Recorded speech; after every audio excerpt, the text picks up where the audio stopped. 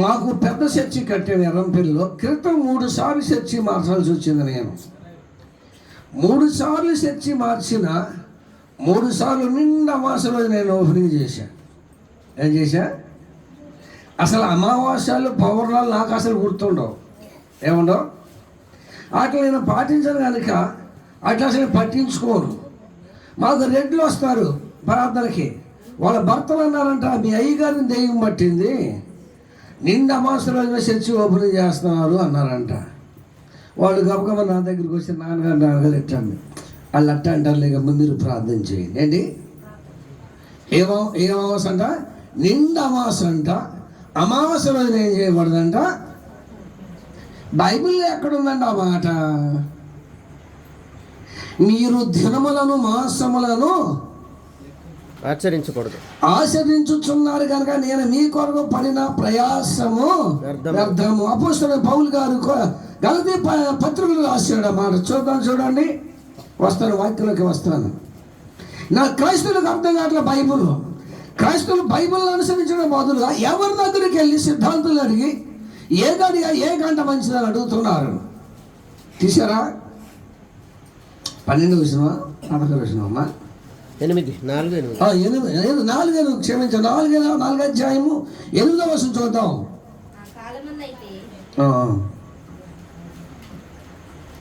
మీరు దినములను మాసములను ఉత్సాహ సంవత్సరములను మీరు ఆచరిస్తున్నారు కనుక నేను మీ కొరకు పడిన ప్రయాసము వ్యర్థము అంటాడు పౌలు గారు. దినములను మాసములను ఉత్సవ కాలములు సంవత్సరములను ఆచరించుచున్నారు. మీ విషయమై నేను పడిన వ్యర్థమైపోవునేమో అని బైబిల్ చదివిస్తుంది. ఈరోజు ఎంతమంది ఈ విషయాలు గ్రహించగలుగుతున్నారు? ఏ వారం మంచిది, ఏ రోజు మంచిది, ఏ నెల మంచిది అడగకూడదు అంటుంది బైబిల్. అలా అడిగిన వారు ఏమవుతున్నారంటే దేవుని వాక్యమును నిరర్థకం చేస్తున్నారు కనుక నేను మీ కొరకు పడిన ప్రయాసము. క్రైస్తవులారా ఆలోచించండి. యెహోవా ఇల్లు కట్టించిన ఎడలా దేవుడు కలగం చేయాలి. మనం ఆలోచించాము, ప్రార్థించాం, ప్రభువా మాకు మంచి గృహం కావాలయ్యా, ఆ గృహం మేము కట్టాలనుకుంటున్నాం, మీ సహాయం మాకు కావాలి, మీరు ద్వారాలు తెరవాలి, ఆ పని మేము కొనసాగించాలి. ఏం చేయాలి? ముందు ఎవరిని అడగాలి? ఎవరి దగ్గర ప్రార్థన చేయాలి? చెప్పండి. దేవుని దగ్గర అడగలేదు. ఎక్కడికి వెళ్తారు? పెళ్ళిళ్ళు చేయాలి వెళ్తారు. వాళ్ళ దగ్గరికి వెళ్తే ఆడంటాడు, మీ అమ్మాయి పిల్ల అయింది, మా అబ్బాయి కుక్క అయ్యాడు, నక్క అయ్యాడు. ఏమయ్యాడు? కుక్క నక్క. వీళ్ళు కుక్క నక్క తల్లిదండ్రులు ఏమో వీళ్ళు కుక్క నక్క అవుతారు. అస్సలు బుద్ధంటూ లేదండి క్రైస్తవులకి. ఏమి లేదు, బుద్ధంటూ లేదు. వాళ్ళు వెళ్తే ఏమంటారు? అరే ఈ సింహం అయిందంట. ఎవరు? అమ్మాయి సింహం అయిందంట, అబ్బాయి మేక అయ్యాడంట. వీళ్ళంతకే అమ్మడదో చేతగాని కబుర్లండి. నేను అంటున్నాను, అది ప్రభు చిత్తం అయితే, ప్రభు ఏర్పాటు ఉంటే, మీరు ప్రార్థన చేయగలిగితే అది పులికి మేకకి పెళ్లి చేద్దాం మనం.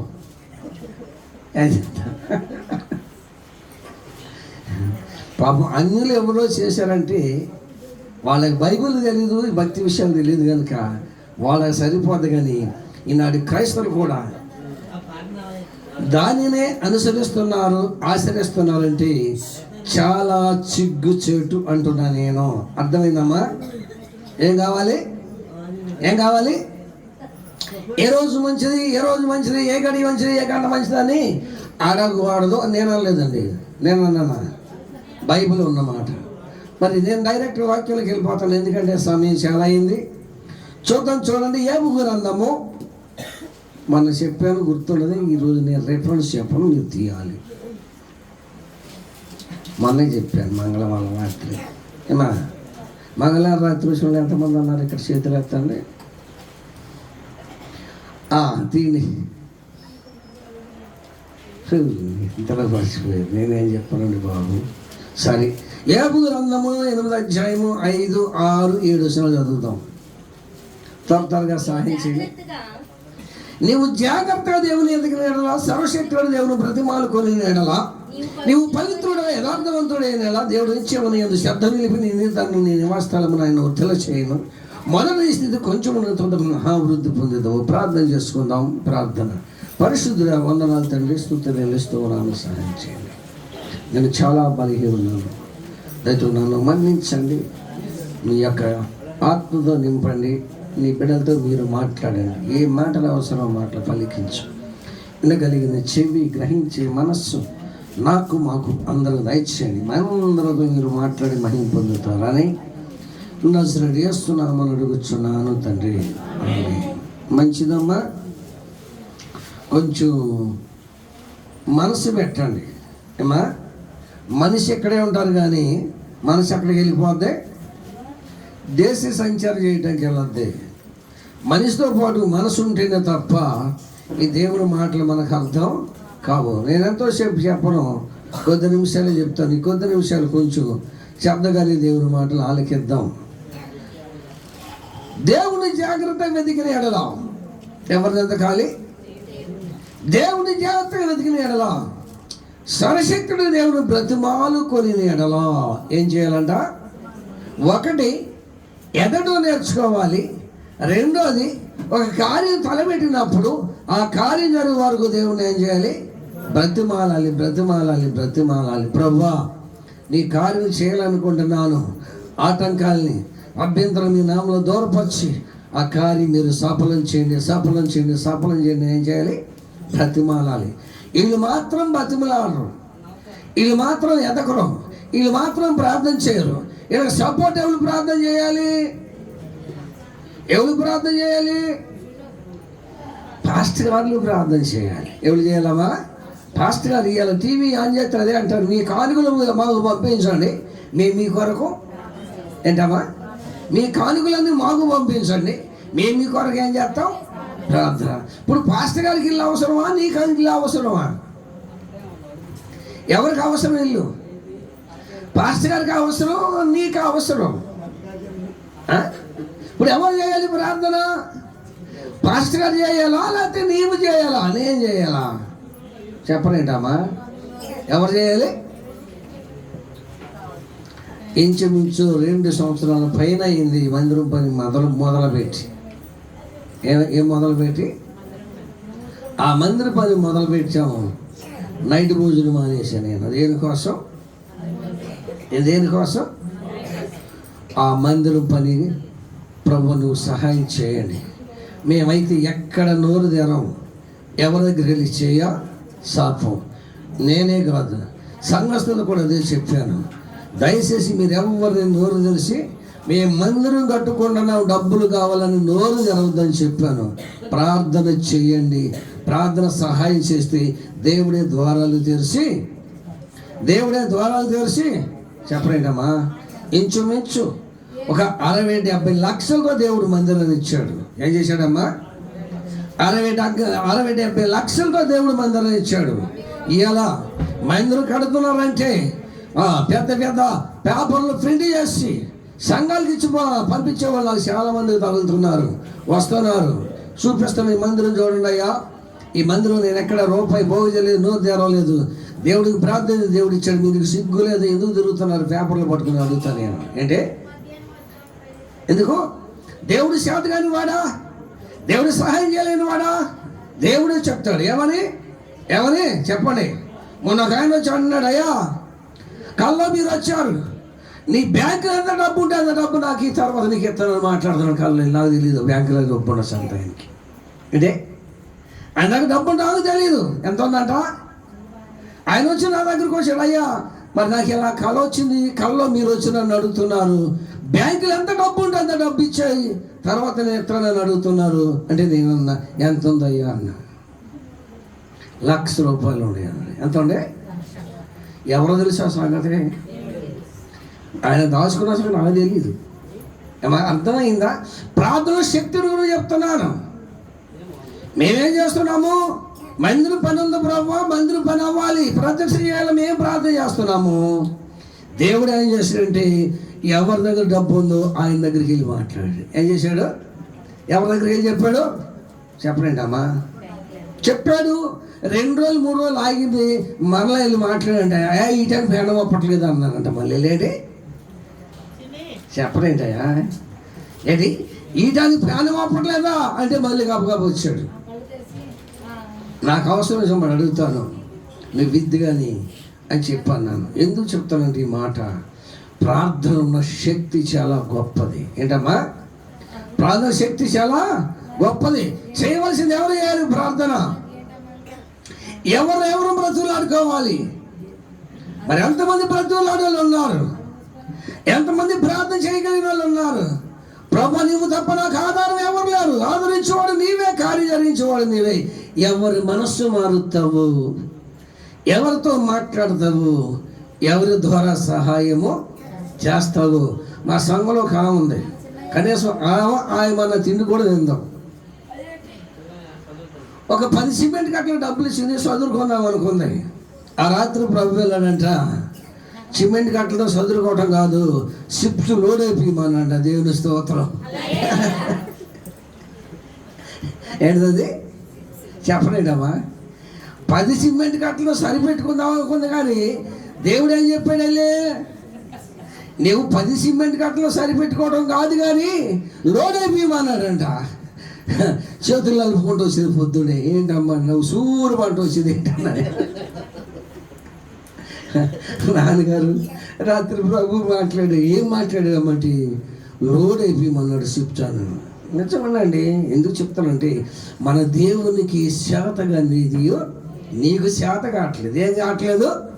నీకు సేద కావట్లేదు. అడగాలి, బ్రతువులు ఆడుకోవాలి. అది అంటుంది. నువ్వు ఎదగిన ఎడలా సరశక్తి దేవుని బ్రతిమాలుకొని ఎడలా ఏమన్నాడు? అడిగిన ఎడల బ్రతిమాలుకొని ఎడల అడిగే వ్యక్తి ఎలాంటి వాడు ఉండదు చెప్తా వినండి జాగ్రత్తగా. దేవుని సహాయం కావాలంటే అడిగే వ్యక్తి ఎలాంటి వాడు ఉండదు చెప్తా వినండి. పవిత్రుడవై యథార్థవంతుడు అయిన ఎడల, ఈ 2 మాటలు మన జీవితంలో నెరవేరాలి. ఒకటి, పరిశుద్ధత కలిగి ఉండాలి. రెండోది, నీ మాటల్లో కానీ ప్రవర్తనలో కానీ ఆలోచనలో కానీ ఎలాంటి ఒక మనస్సు కలిగి ఉండాలంటే యథార్థవంతుడుగా నువ్వు ఉంటే. విన్నారా? చాలామంది చుట్ట దాగుతూ వెళ్ళి కిటికీలో పెట్టి గుళ్ళు కూర్చుంటారు. వెళ్ళిపోయి ఎక్కడ వెళ్తారు వీళ్ళు? మందు దాగి ఎక్కడికి వెళ్తారు? గుళ్ళోకి వెళ్తారు. మందు దాగులు అంటారు, పాస్టర్ గారండి నేను ఎంత త్రాగుబోతున్నాయినా యేసు ప్రభు నా హృదయంలో ఉంటాడు. ఓ బాబు ఎక్కడున్నాడమ్మా? కడుపు కుడుతోటి. ఏంటమ్మా? కడుపు కుడుతోటి అంట.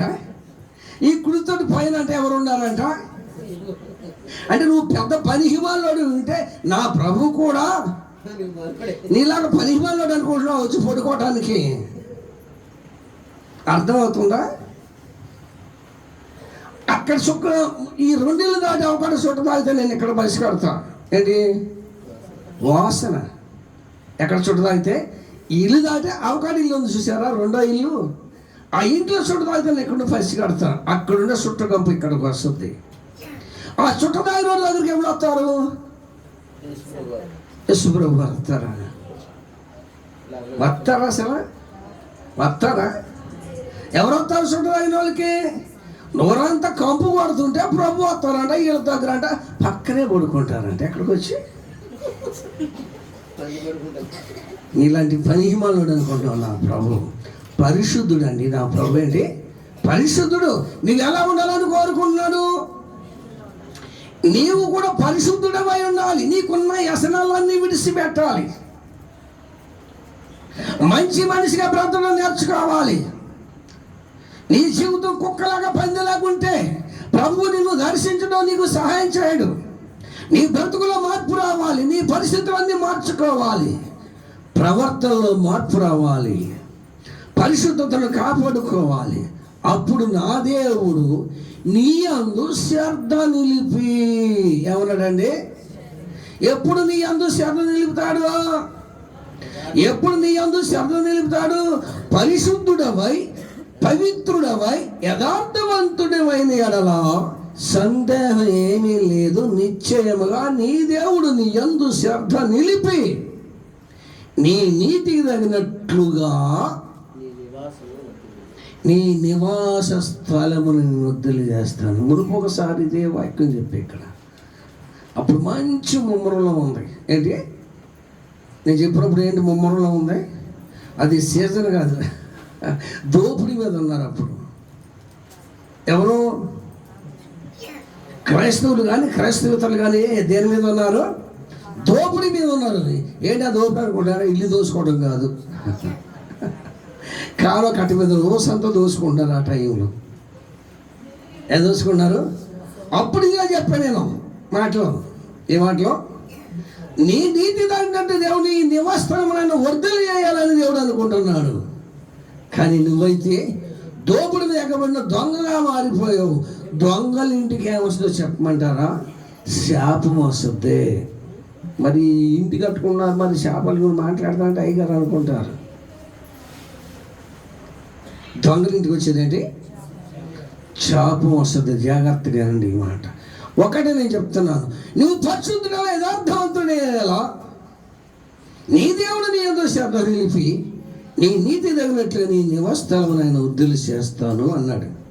మొదట నీ స్థితి కొంచెమే ఉన్నది, కొంచెమే ఉన్నది. తుదక్కు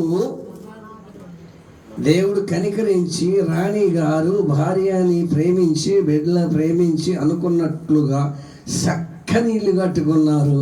ఇంట్లో ఉన్నవారు ఏం చేయాలి? ఏం చేయాలి? దేవుణ్ణి స్తుతించాలి. ఎలా స్తుతించాలి? దేవుణ్ణి స్తుతించుడి.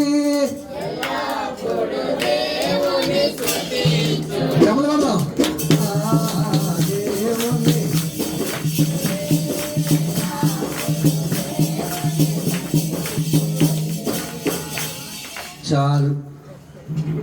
మరి వీళ్ళు ఎలా చేస్తారు చెప్తారు కదండి. చక్కని నిలిచారు కదా రాణి గారు భార్య గారు పిల్లలు. ఎలా? దేవుణ్ణి స్తుతించుడి, అప్పుడు దేవుణ్ణి స్తుతించుడి, ఆ దేవుణ్ణి స్తుతించుడి. అప్పుడప్పుడు అంటే ఎప్పుడు? ఆదివారం మాత్రమే. మంది చక్కని ఇచ్చాడు కదా, ఇంటి తగ్గట్టు పెద్ద తీసుకొచ్చి పెడతారు. ఏంటి ఏమా? ఇంటి తగ్గట్టు పెద్ద తీసుకొచ్చి పెడతారేంటి? దాన్ని ప్రత్యేకించి ఒక రూమ్. దేనికి? దాని ముందు సోఫాల ముందు సాపల పక్కనే కుర్చీలు. నాలాంటి దైవజనుడు వెళ్ళి, అమ్మా ఈ గ్రామంలో సువార్త ప్రకటించడానికి వచ్చానమ్మా, తలదాచుకోవడం స్థలం ఇస్తారంటే, అమ్మమ్మమ్మమ్మ మా ఇంట్లో ఖాళీ లేదు. ఏం లేదు? మా ఇంట్లో ఖాళీ లేదయ్యా. మరి దేనికి ఇచ్చావు స్థలం? దేనికి ఇచ్చావు స్థలం చెప్పరేంటమ్మా? ఎంత గృహాన్ని దేవుడు నీకు ఇస్తే ఒక దైవ్యుడు తలదాచుకోవడం స్థలం లేదన్నావు. దేనికి ఇచ్చావు? పాములు పుట్ట. ఏది? మన ఇంట్లో ఉండదేదమ్మా, పాములు పుట్ట. ఆ పుట్ట తీసుకొచ్చి మానభంగాలు మన ఇంట్లో జరుగుతున్నవి, నరహత్యలు మన ఇంట్లో జరుగుతున్నవి, విగ్రహాలు మన ఇంట్లో జరుగుతున్నవి. ఇవన్నీ చూసుకుంటూ ఎప్పుడు వస్తారంటే వీళ్ళు ఆదివారం ఆమెనే ముందు వస్తారు. అప్పుడు దాకా ఏం జరుగుతుందంట? ఏ దీపం ఇప్పుడు వస్తుందమ్మా. మీకు తెలుసా సాగత? నాకు తెలియదు. రావట్లేదమ్మా. మరి ఏమవుతుంది ఇప్పుడు చెప్పండి.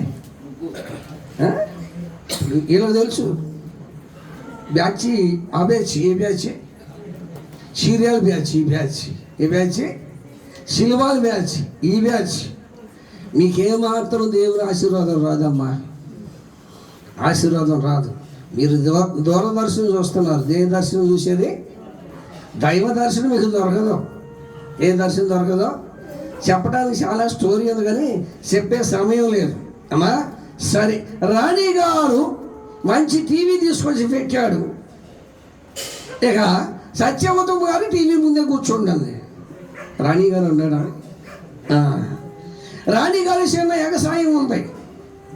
పొద్దున్నే తెల్లజాము లేసి ఏమమ్మా పెందలని భోజనం తీసుకురామని చెప్పి ఆ రాణి గారు ఎగసాయం నాగదంతాకి వెళ్ళిపోయాడు. పాపం ఏం గారు టీవీ ముందు కూర్చున్నది, మనోడు ఇప్పుడు మాట మర్చిపోయింది. ఏం చేసింది? బాగా 12 నిమిషాలు చూసింది ఆ టీవీ. అప్పుడు గుర్తుకొచ్చింది, అమ్మ కొంపారిపోయింది, వాడు పొద్దున్నే భోజనం తెమ్మన్నాడు, ఏం చేయాలని ఆలోచించింది. ఎవరో సత్యవతం గారు ఆలోచించి బియ్యం ఒక పిడతలో పోసుకున్నది, పప్పు ఉప్పు కలిపి ఒక దాంట్లో పెట్టుకున్నది, కారం మంచుని వేరు వేరు డబ్బాల్లో పెట్టుకున్నది, ఆ గంపనెత్తి మీద పెట్టుకున్నది. ఏం పెట్టుకుంది?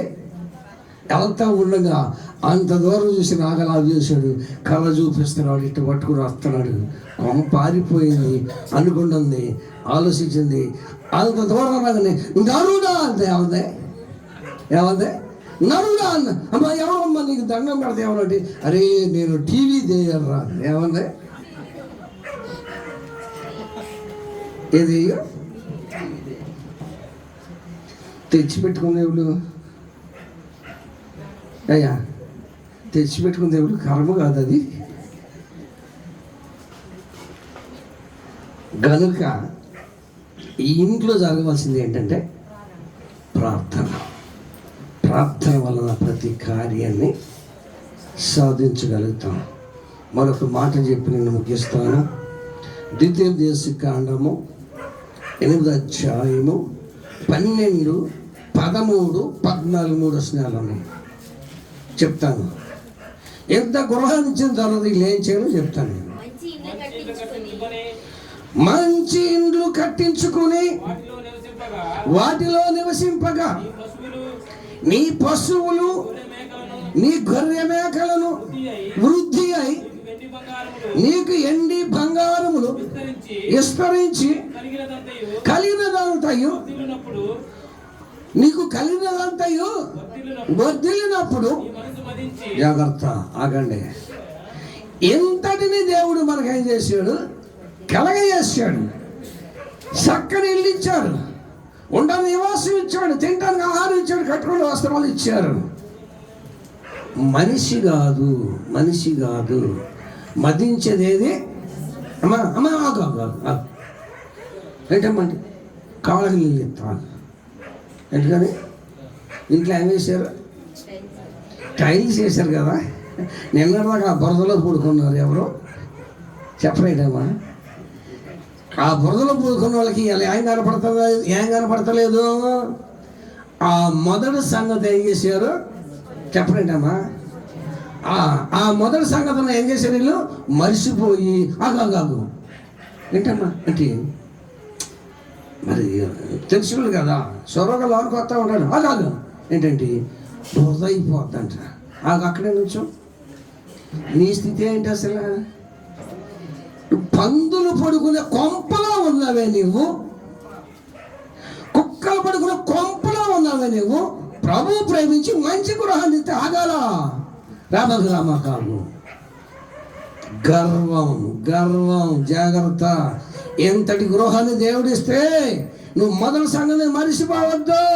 మనస్సు మనస్సు మదించి ఏమన్నాడు?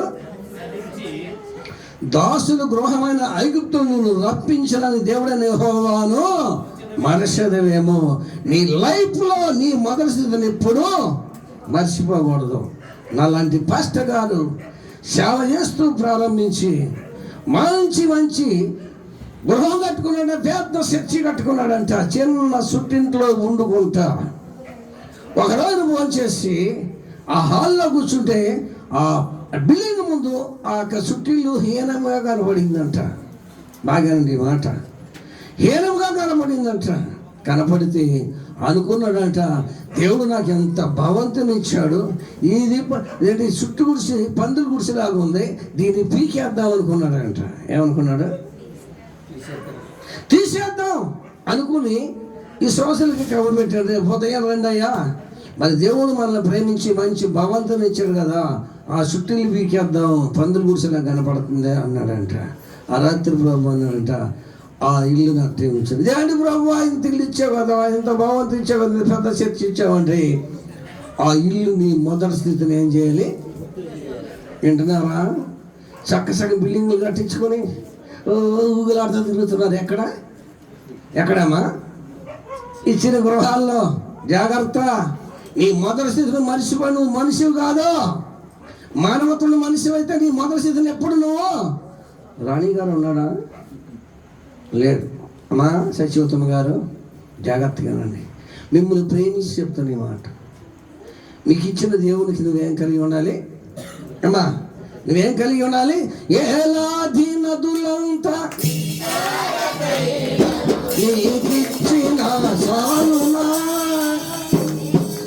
ఏలాది నదులంతా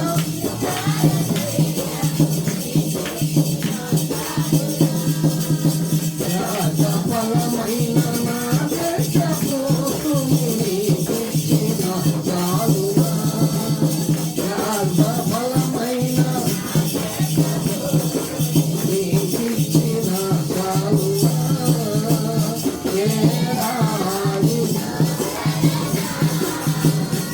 వేలాది గొడ్డెలనా, వేలాది వేలాది గొడ్డెలనా, నీవు చేసిన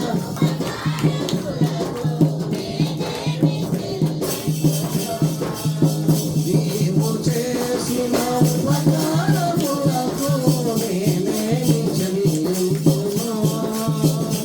ఏలాది కూడలనా, వేలాది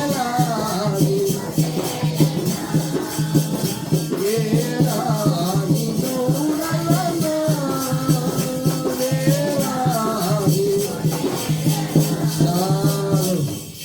గర్భ ఫలమిచ్చిన నీ రుణం తీర్చలేను, ఎలాది నదులంత విస్తారమైన తైలము తీసుకొచ్చి ఇచ్చిన నేను నీ రుణము తీర్చలేను. వింటున్న దేవుని పిల్లలారా చెప్తున్నాను, నీ జీవితంలో దేవుడు నీకు ఇచ్చిన ఆధిక్యతను బట్టి ఆయన ఏం చేయాలి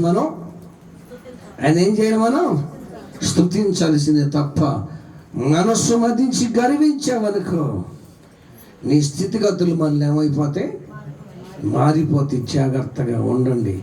ప్రభువు ప్రేమించి మన స్థితిగతులను మార్చి ఒక ఉన్నతమైన స్థితిలో మనల్ని ఉంచుతున్నాడు. ఉంచిన నీవేం చేయాలి? నీకు ఇచ్చిన మంచి దేశంను బట్టి, నీకు ఇచ్చిన మంచి గృహంను బట్టి, నీకు ఇచ్చిన మంచి భార్యను బట్టి, నీకు ఇచ్చిన మంచి భర్తను బట్టి, నీకు ఇచ్చిన పిల్లల బట్టి నువ్వేం చేయాలి? ఆయనను స్తుతించాలి, ఆయనను ఘనపరచాలి. అది ప్రభు మన దగ్గర కోరుకుంటున్నాడు.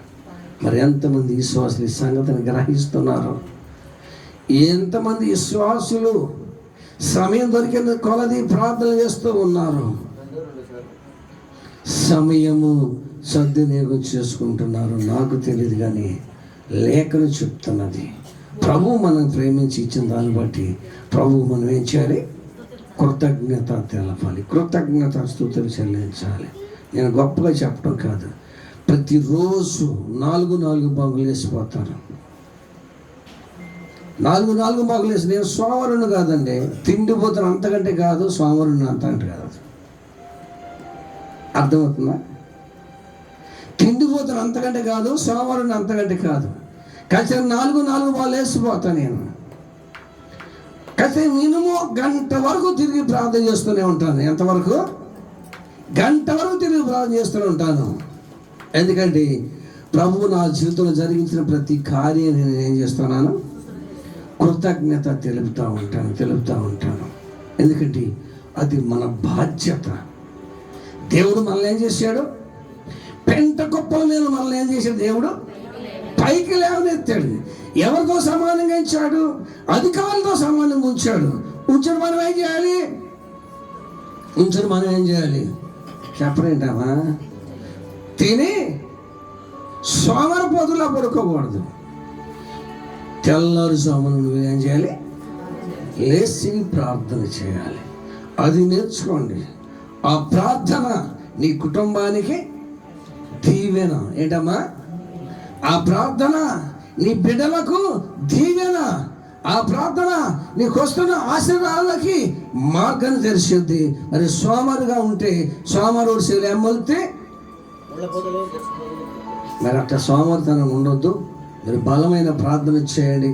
ప్రభు రాకడ కొరకు కనిపెట్టండి దేవుడి కొద్ది మాటలు.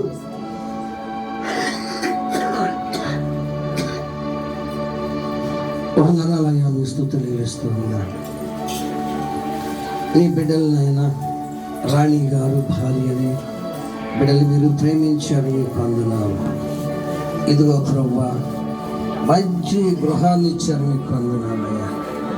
ఇలాంటి గృహం కడతారని ఊహించలేదు ప్రభువా. ఎంత గొప్ప దేవుడు నా ప్రభువా. మీరు ద్వారాలు తెరిచారు, పనివారు సిద్ధపరిచారు, ద్రవ్యాన్ని సమకూర్చారు, మెటీరియల్ సిద్ధపరిచారు ప్రభువా. మంచి భగవంతుని బిడ్డలకు అనుగ్రహింపజేశారు, మీకు వందనాలయ్యా. ఆయా గృహంలో ఉంటున్న బిడ్డలు మీరు జ్ఞాపకం చేసుకుంటే ప్రభువా, తిరుడాకు వస్త్రము, తిరుడాకు ఆహారమును, కట్టుకున్నకు వస్త్రములను, త్రాగుడకు నీరును, మంచి ఆరోగ్యం అనుగ్రహింపచేయండి. ఏబు గారి కుటుంబానికి వేసినట్లు స్థలం చుట్టూ దూతలు కాపుదలించండి. ఏబు గారి చేతి పనులు దీవించండి, వీళ్ళ చేతి పనులు దీవించండి ప్రభా. ఒక గృహం మీద ఏమైనా రుణాలు ఉంటేనైనా ఆ రుణాలు తీరినట్లు మీరు సహాయం చేయమని ఈ వందనాలు. ఆయా ప్రాంతం ఈ బిడ్డని స్థలం నడిపించారు, వందనాలు. వచ్చిన ప్రతి బిడ్డని వందనాలు చెల్లిస్తూ ఉన్నాను. వాళ్ళ జీవితంలో కూడా మీరు గొప్ప కార్యం జరిగించారు ఆయన. బిడ్డనైనా మీ అందరి విశ్వాసంతో బ్రతికినట్లుగా సహాయం చేయమని అడుగుతున్నాను. మీ దాసులు ఏ స్థలంతో దీవిస్తావో ఆ స్థలాన్ని చలించిన దేవుడు ప్రభా. స్థలమందు చేస్తున్న ప్రార్థన మీద ఆలకించి ప్రతిఫలం అనుగ్రహింప చేయమని నజరేయునామమున అడుగుచున్నాను తండ్రి.